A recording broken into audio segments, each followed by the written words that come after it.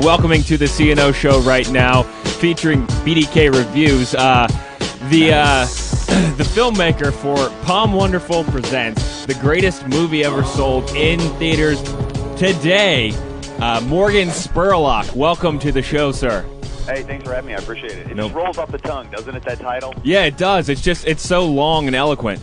That's right. Let me ask you this, because I know you did Super Size Me, so just sort of off the bat. When you were doing Super Size Me, your goal was to eat McDonald's every single day. And it was like every meal, and that was sort of the bit, right? Now, did you ever drive by like a Burger King or a Wendy's and sort of say, you know what, that looks pretty good right now? No, to this day I haven't eaten any fast food at McDonald's. Not at McDonald's since March 2nd, 2003, and not at any of those other chains since then. When I'm out in California, I might go to an In-N-Out Burger. I like that place, but the rest of them haven't even been in. Now, when you did that movie, you were taking in about 2 times the amount of calories that you're supposed to. How long did it take you to get back in shape? Oh, I mean, it took forever. It took 14 months for me to lose the weight and keep it off. How much weight did you gain? I gained 25 pounds in a month. So it's like literally in the course of that month, I was bloated. My liver was filled with fat. My cholesterol skyrocketed. It was crazy. That sounds awesome. I highly recommend it. Your wife was like pushing you to lose weight afterwards, right? Like, doesn't that suck? Like having to go home and like have your wife call you fat every day? Well, not only call you fat, but like what you can't see in the film, what doesn't really kind of come off screen, is just how good I smelled as my body just kind of exuded this big musk. Like you just had this funk, this deep. You had the obesity odor. Well, yeah, it was like a delicious odor. Plus, that was like pre the new fry recipe too at McDonald's. So that's right. So it was chock full of all the fattiness. Yeah, you just smelled like stinky bag all the time. I smelled like a dirty old sack. It was awful. Morgan, I was going to do a horrible, wacky bit, right? Had all my questions sponsored by somebody when I asked them to you. But I thought I was going to be like, hey, this question's sponsored by Taco Bell. I just thought that'd be really hacky. Has anybody done that to you yet? No, see, that actually would have been pretty funny, I think. Oh, I shouldn't have said anything. I should have just actually done it. Why didn't you do it? I don't know. You guys told me it was a bad idea. He's got OCD, Morgan, and he's so terrified to actually commit to something like this. He always talks about... You got to commit. You got to commit. And I was going to commit to the bit. I was going to commit to that bit. Yes. Commit to the bit. It would have worked. Hey, Morgan, I saw the movie on Tuesday, and I've tweeted you a couple times about I absolutely loved the film, and I think it's just a perfect commentary on product placement in these movies. And I actually tweeted you the one thing that amazed me is I walked out of the movie. I can't watch TV or movies the same anymore. I saw this Thor commercial that. Did you see the car with the one where they say that like Honda's the official car of Thor? Yeah, that makes. It's unbelievable. It's like they're selling out their artistic integrity here, are they not? Yeah, I mean, I think it's incredible, and I think what the film does, just as what's happened to you, the greatest movie ever sold will change the way you look at movies. It'll change the way you watch. You'll definitely never watch a Hollywood movie the same way again. You'll never watch TV the same way again. And I think that it shows you this whole world of marketing and advertising and how it actually works. And I think that getting access to those rooms, those conversations, I mean, it's an amazing thing to get to see in this film. Sponsored by Pom Wonderful Presents, the greatest movie ever sold. It's the greatest title ever. We're on the phone with the director, Morgan Spurlock. Now, you got a bunch of sponsors for this movie. Were they at all skeptical when you approached them, thinking, "Hey, we know you're not really on our side"? These companies, well, that's what they were worried about. They all thought like I was going to throw them under the bus, once we started making the film. And what happens in this film is the companies that actually came on and paid for it looked really smart, because we called over 600 companies to sponsor this film. Countless no's, countless people saying they didn't want to do it. Like I called Abercrombie and Fitch, the clothing company, right. And so I called them up to be the official clothing line. And the woman said to me on the phone, she's like, "Have you looked in the mirror? No do you need way. me to tell you why you're not Abercrombie and Fitch material?" Wow. And I'm like, Oh my God, that's all right. Did you include that in the movie?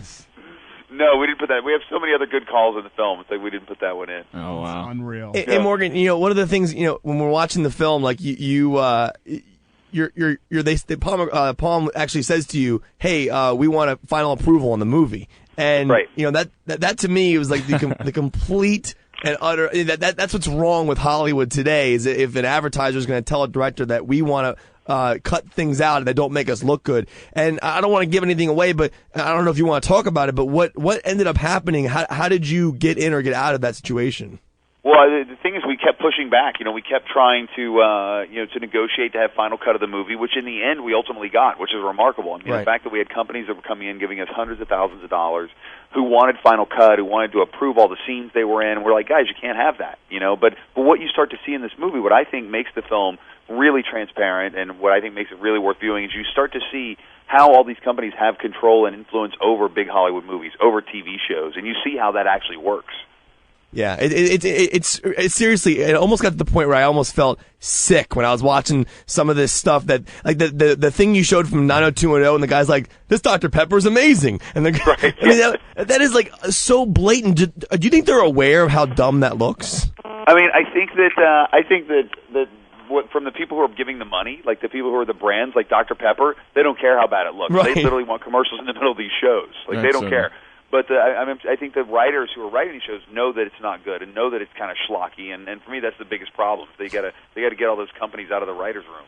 Morgan, America's all about the dollar and how much you can make. I'm all for it. I'm okay with all of that, by the way. Remember, he's not selling out. He's buying in. That's right. I'm not selling. I'm buying in. And so much so, that next Wednesday, because the film, as it's going out, you got to do things to get people's attention and to drum up promotion. So, as part of me buying in, I want to help other people buy in. So next Wednesday, I'm going to Altoona, Pennsylvania, and I'm buying the naming rights to Altoona, Pennsylvania for $25,000. So for 60 days, Altoona's going to change their name to Pom Wonderful Presents, the greatest movie ever sold, Pennsylvania. Oh my God! Are you serious? Wow! And little known fact, third largest city in the state of Pennsylvania, by the way.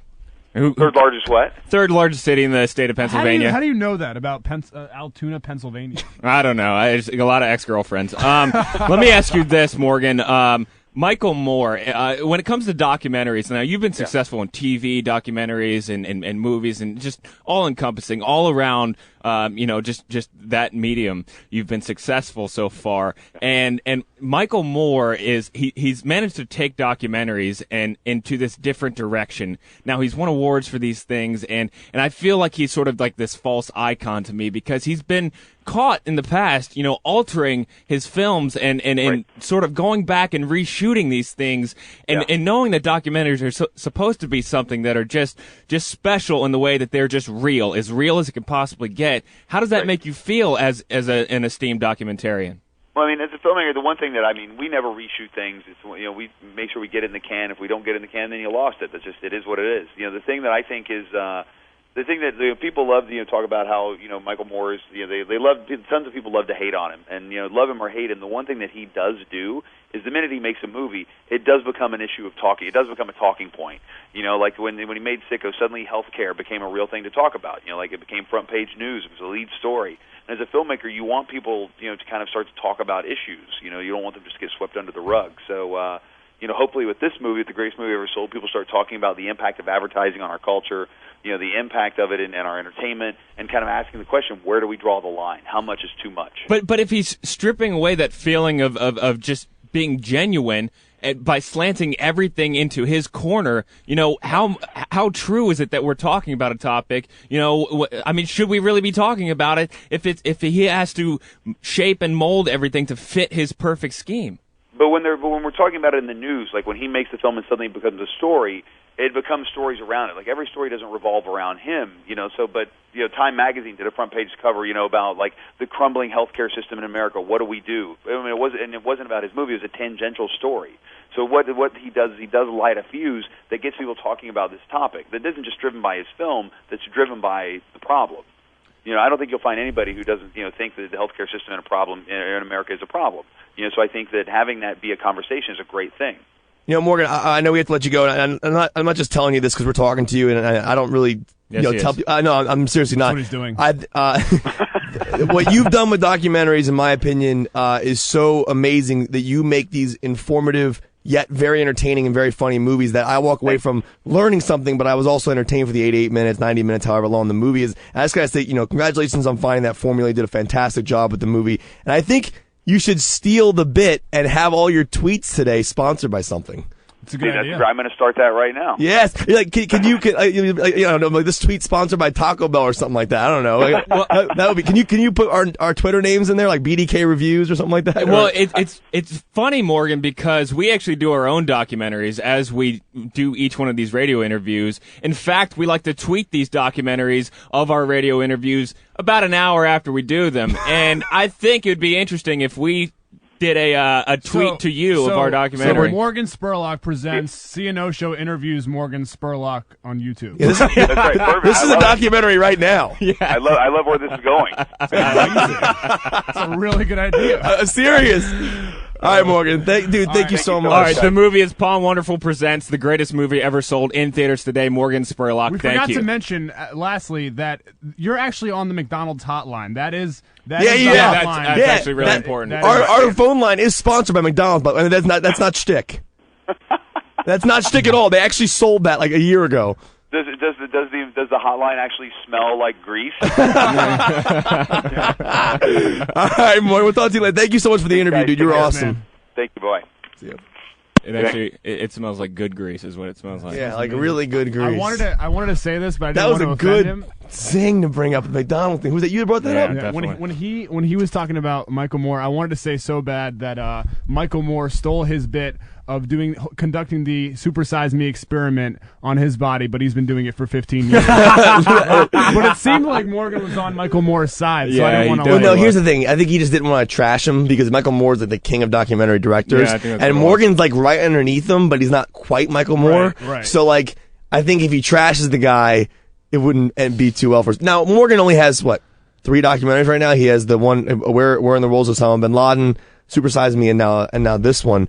But yeah, I just think it would be detrimental to his career if he trashed Michael Moore. I mean, who cares? Whatever. That's what our job is, to bring it up and let them. Dude, the McDonald's hotline thing, like he's not gonna. We gotta tweet him that he has like 15,000 followers. That was brilliant. That was a brilliant thing. Othello B on Twitter. That was dude. And the idea about tweeting the Morgan Spurlock. Othello's on fire today. It's called the O Show. I wish I threw out that Michael Moore thing. Look at sites for the O Show. Dude, if you ended with the Michael Moore thing, that would have been hilarious. Hey, would you say that this movie is better than Super Size Me? Yes. Really? It's because it's more of a common. It's going to affect. Is that just because it's right here, right now? No. You can't Super Size Me. That's not right in front of you. Super Size Me. I give it an amazing rating too. I did a paper on it in college, but this movie in particular, like, it's going to affect the way you watch other movies. Like the Super Size Me movie just made you not want to eat McDonald's, which is fine. It's a great documentary. But when you watch this movie and then you go out and see another movie, like when these studios put blatant advertisements right in your face, I mean, you're going to think to yourself, oh my gosh, is that like taking away from the artistic integrity of the filmmaker? It's a very interesting thing. All right, Kevin, thanks for the big time. This has been I didn't big time you at all. That was Othello's interview. This has been the O Show, presented to you by the McDonald's Hotline. The O Show. Morgan Morgan Spurlock. Right. Yeah, you're listening to us on 106.7 WJFK HD2.